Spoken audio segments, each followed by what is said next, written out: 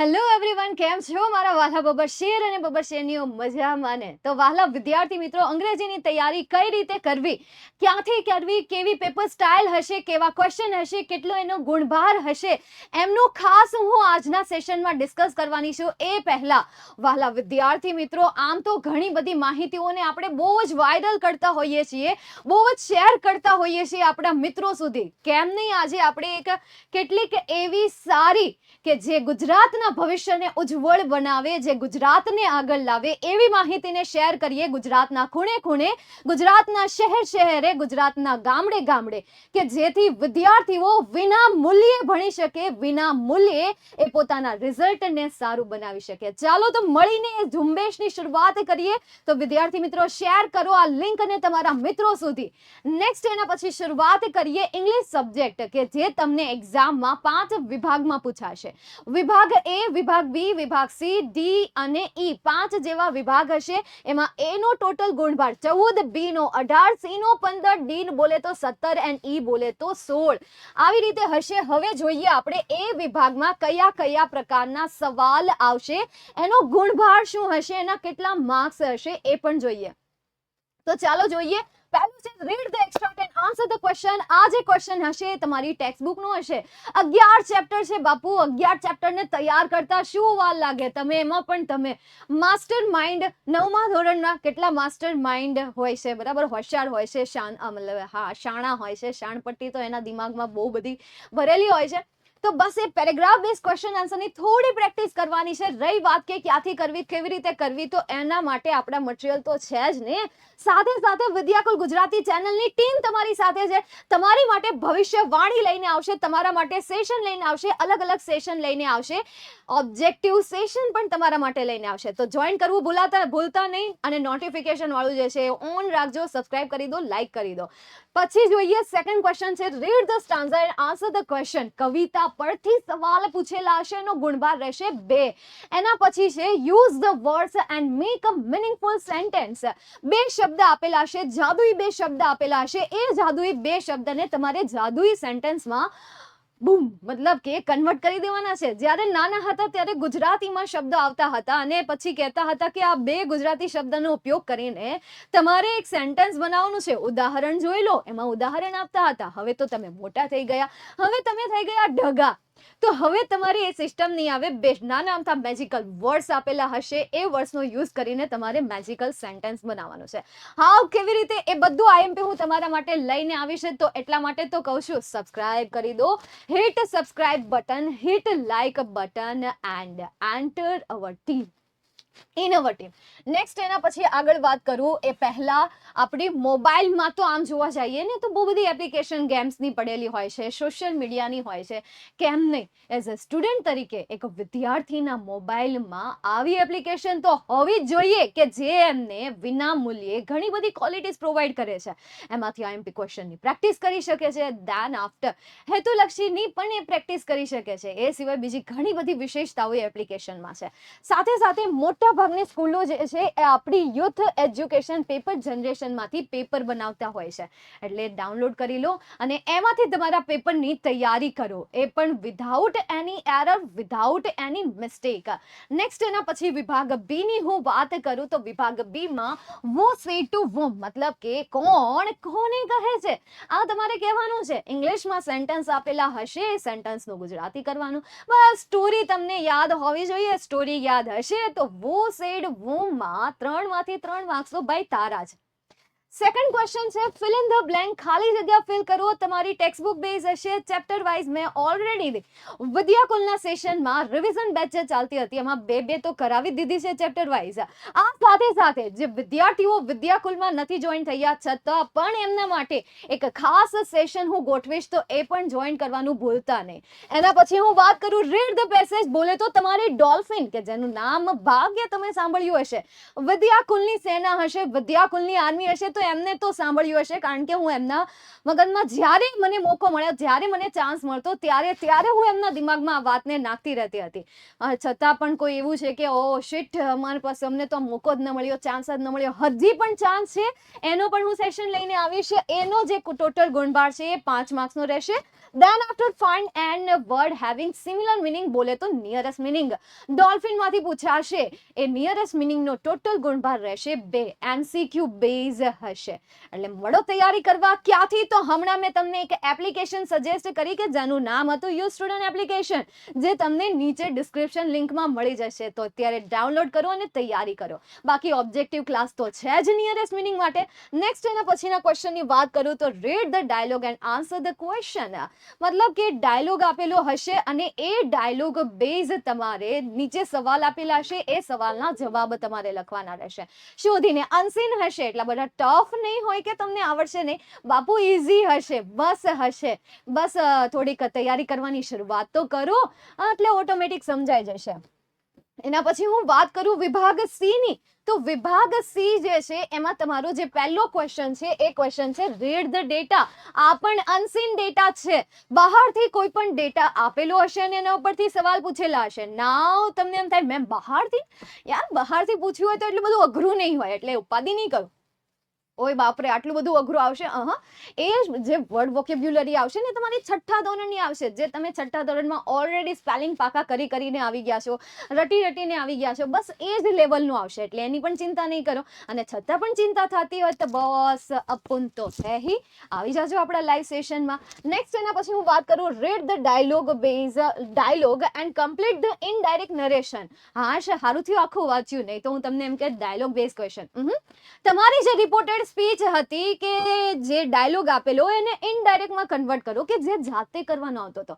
નાવ હવે તમને એમાં ઓબ્જેક્ટ પ્રોવાઈડ કરશે, હેતુલક્ષી પ્રોવાઈડ કરશે, ઓપ્શન પ્રોવાઈડ કરશે. બસ એની તમે 10 થી 12 પેરેગ્રાફ સોલ્વ કરશો ને તો એમાં તમારા 2 થી 2 માર્ક્સ તો પાકા.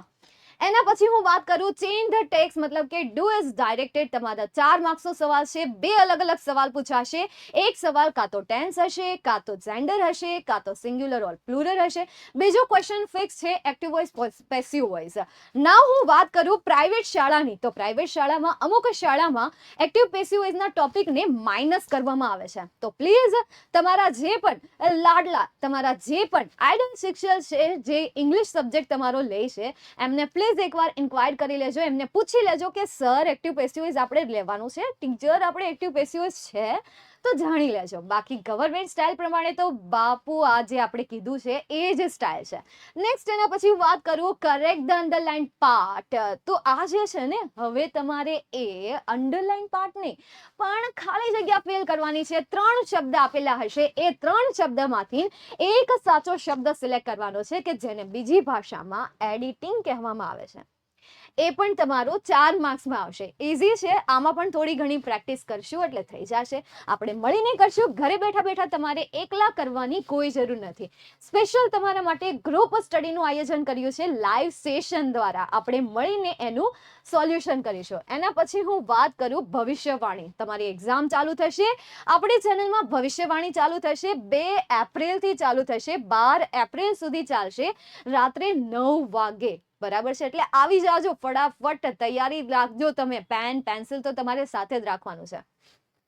વાત કરું વિદ્યાકુલ એપ્લિકેશનની, તો વહાલા વિદ્યાર્થી મિત્રો જે વિદ્યાકુલ એપ્લિકેશનમાં ઓલરેડી સેશન અટેન્ડ કરી ચૂક્યા છે, અનુભવ લઈ લીધો છે, પ્લીઝ તમારા રિવ્યુ નીચે કમેન્ટમાં આપવા ભૂલતા નહીં, કારણ કે તમારા રિવ્યુ અમારા માટે ખૂબ જ કિંમતી છે, અમારા માટે મોસ્ટ વેલ્યુએબલ છે. જે રીતે તમારા અંગ્રેજી સબ્જેક્ટને તૈયાર કરવા માટે ધ્રુવી મેમની જરૂર પડે, જે રીતે તમારા મેથ્સના સબ્જેક્ટને તૈયાર કરવા માટે ગણિતના શિક્ષક આપણા સાહિલભાઈની જરૂર પડે, સમાજના સબ્જેક્ટને ક્લિયર કરવા માટે ભાવેશભાઈ, વિજ્ઞાનનો સબ્જેક્ટ ક્લિયર કરવા માટે હિરેનભાઈ નસીતની જરૂર પડે, સેમ એ રીતે તમારા મોસ્ટ વેલ્યુએબલ રિવ્યુ પણ અમારા માટે ખૂબ જ વેલ્યુએબલ છે.